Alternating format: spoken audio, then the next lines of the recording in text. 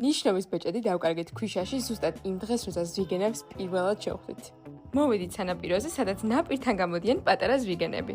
წყალში ჩასვლაც არ არის საჭირო, რომ ისინი დაინახოთ. თავიდან რა თქმა უნდა ძალიან მეშინოდა, რადგან ზვიგენი ახლოდან არასდროს მყავდა ნანახი, თუმცა ამ ზვიგენებს ადამიანების უფრო ეშინიათ.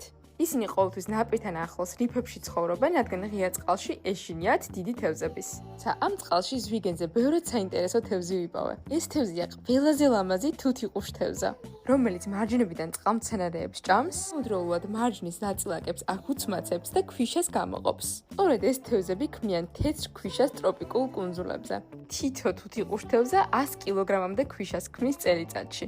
წყლიდან ამოსვლის შემდეგ აღმოვაჩინე, რომ ბეჭედი, რომელიც ლეოს გავატანე, რომ ჩანთაში ჩაედო, შემთხვევით ჯიბიდან ამოვარდნია და სადღაც ქვიშაში დაკარგულა. ლევანის ცხოვრებაში არასდროს არაფერი დაუკარგავს, ამიტომ ვერ ვიჯერებდი.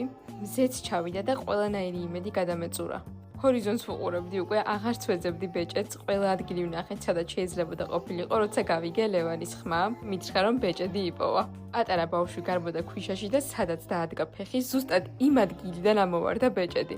ჩემი მწუხარების ცრემლები იმ მომენტში სიხარულის ცრემლებად გარდაიქმნა, მადა დამიბრუნდა და მივირთვით უგემრიელესი საკვები რესტორანში. სასტუმროსკენ მიმოვალ გზაზე კი აი ეს ხმები გავიგეთ, რომელსაც აი ეს უსაყვარლესი ხვლიკი გამოსცემს.